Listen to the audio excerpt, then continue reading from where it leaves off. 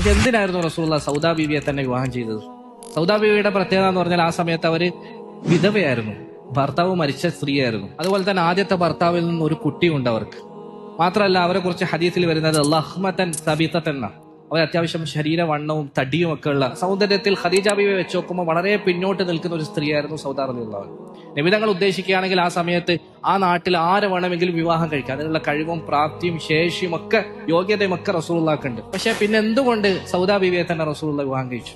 അതിനുള്ള കാരണം സൗദാ റളിയല്ലാഹു അൻഹ പണ്ടേ ആദ്യകാലത്തെ ഇസ്ലാം സ്വീകരിച്ച സ്ത്രീയായിരുന്നു.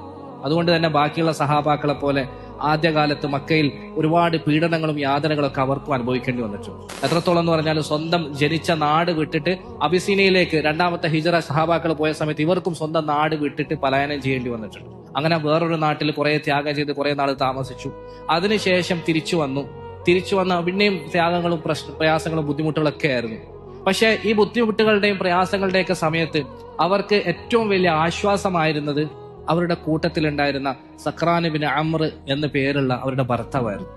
നമ്മൾ കഴിഞ്ഞ ക്ലാസ്സിൽ പറഞ്ഞായിരുന്നു, സുഹൈൽ ഇബ്നു അംർ എന്ന് പറഞ്ഞ ഖുറൈശികളിൽപ്പെട്ട പ്രധാനിയായ വലിയ നേതാവായ ഖതീബ് ഖുറൈശികളുടെ ഖതീബ് എന്നറിയപ്പെടുന്ന, ഖുറൈശികളുടെ ശബ്ദം എന്നറിയപ്പെടുന്ന, മക്കം ഫതഹിന്റെ അന്ന് വളരെ പിന്തി മുസ്ലിമായ സുഹൈൽ ഇബ്നു അംർ എന്ന വലിയ നേതാവിന്റെ അനിയനാണ് സക്രാൻ ഇബ്നു അംർ.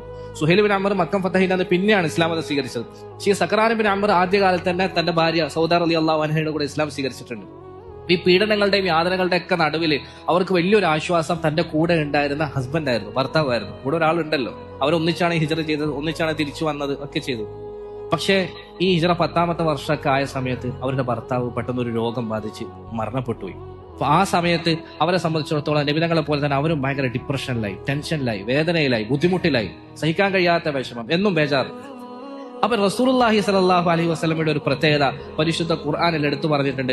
ലഖദ് ജാഅകും റസൂലും മിൻ അൻഫുസികും അസീസുൻ അലൈഹി മാ അനിത്തും ഹരീസുൻ അലൈക്കും ബിൽ മുഅ്മിനീന റഊഫുർ റഹീം. നിങ്ങളിൽ നിന്ന് തന്നെയുള്ള ഒരു പ്രവാചകൻ വന്നിട്ടുണ്ട്, റസൂല് വന്നിട്ടുണ്ട്. എന്താ റസൂലിന്റെ പ്രത്യേകത? അസീസുൻ അലൈഹി മാ അനിത്തും.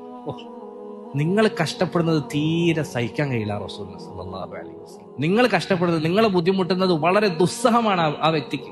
ഹരീസുൻ അലൈക്കും, നിങ്ങളിൽ അത്യാഗ്രഹമുള്ളവനാണ്, നിങ്ങളൊന്ന് നന്നായി കാണണമെന്ന് ഭയങ്കരമായിട്ട് ആഗ്രഹിക്കുന്നതാണ്. അത് റസൂലുള്ളാഹിന്റെ പ്രത്യേകതയായിരുന്നു. അപ്പൊ എന്തുകൊണ്ട് ഭർത്താവ് മരിച്ച ഒരു കുട്ടി ബാധിതയായിട്ടുള്ള സൗന്ദര്യത്തിൽ പിന്നോട്ട് നിന്നിരുന്ന സൗദാ ബീവിയെ തന്നെ റസൂലുള്ളാഹി വിവാഹം ചെയ്തു എന്നുള്ളതിന് ഉത്തരം ഈ ആയത്തിലുണ്ട്. റസൂലുള്ളാഹി ആ സമയത്ത് ടെൻഷൻ അടിച്ചിരിക്കുന്നതിന്റെ പേരിലാണ് അടുത്തൊരു വിവാഹം കഴിക്കുന്നതെങ്കിൽ പോലും റസൂലുള്ളാഹി ചിന്തിക്കുന്നത്, എന്റെ വിവാഹം കഴിക്കലിലൂടെ ആ സൗദയുടെ വിഷമം കുറച്ച് കുറയുന്നുണ്ടെങ്കിൽ, ആ സൗദക്ക് കുറച്ച് ആശ്വാസമാകുന്നുണ്ടെങ്കിൽ, സൗദയുടെ മനസ്സിന് ഒരു സമാധാനവും ഒരു സഹായവും ആകുന്നുണ്ടെങ്കിൽ, അങ്ങനെയാണെങ്കിൽ എനിക്ക് പിന്നെ സൗദ മതി എന്ന് റസൂലുള്ളാഹി തീരുമാനിക്കും. സൗദാ ബീവിക്ക് വേണ്ടിയായിരുന്നു റസൂലുള്ളാഹി സ്വല്ലല്ലാഹു അലൈഹി വസല്ലം അവരെ വിവാഹം കഴിച്ചത്. നബിതങ്ങൾക്ക് സുഖം കിട്ടാനല്ല, സൗദാ ബീവിക്ക് ഒരു ആശ്വാസമാകാൻ, ഒരു തണലാകാൻ വേണ്ടിയിട്ട്. അതുകൊണ്ട് തന്നെ നബിതങ്ങളുടെ ഇങ്ങനെയുള്ള അധ്യാപനങ്ങളിൽ നിന്ന് പാഠം ഉൾക്കൊണ്ടുകൊണ്ട് പണ്ഡിതന്മാരെ നമുക്ക് പറയുന്നുണ്ട്, മാ ഉബിദല്ലാഹ ബിഅഫ്ളല മിൻ ജബ്രിൽ ഖവാതിരി വൽ ഖുലൂബ്. അല്ലാഹുവിനെ ഇബാദത്ത് ചെയ്യപ്പെട്ട ഇബാദത്തുകളിൽ ഏറ്റവും ശ്രേഷ്ഠമായ ഒന്ന് ഇങ്ങനെ പൊട്ടിക്കിടക്കുന്ന, വേദനിക്കുന്ന, നൊമ്പരപ്പെടുന്ന ഹൃദയങ്ങൾക്ക് സമാധാന മേഖലയാണ്. അത് വലിയൊരു ഇബാദത്താണ്. നമ്മളെ കൊണ്ട്, നമ്മുടെ സാന്നിധ്യം കൊണ്ട്, നമ്മുടെ ചേർത്ത് പിടിക്കൽ കൊണ്ട്, നമ്മുടെ തലോടൽ കൊണ്ട്, നമ്മുടെ ഒരു പുഞ്ചിരി കൊണ്ട്, നമ്മുടെ ഒരു സംസാരം കൊണ്ട് ആരുടെങ്കിലും ഒരാളുടെ മനസ്സിന്റെ പൊട്ട് മാറുമെങ്കിൽ, അയാളുടെ മനസ്സിന്റെ ദുഃഖം, നൊമ്പരം അത് മാറ്റാൻ നമ്മളെ കൊണ്ട് സാധിക്കുമെങ്കിൽ അതിനോളം വലിയ ഇബാദത്തില്ല എന്ന് ഈ ഹദീസും ഈ സംഭവങ്ങളൊക്കെ വെച്ച് മഹാന്മാരെ നമുക്ക് പഠിപ്പിച്ചിരുന്നു.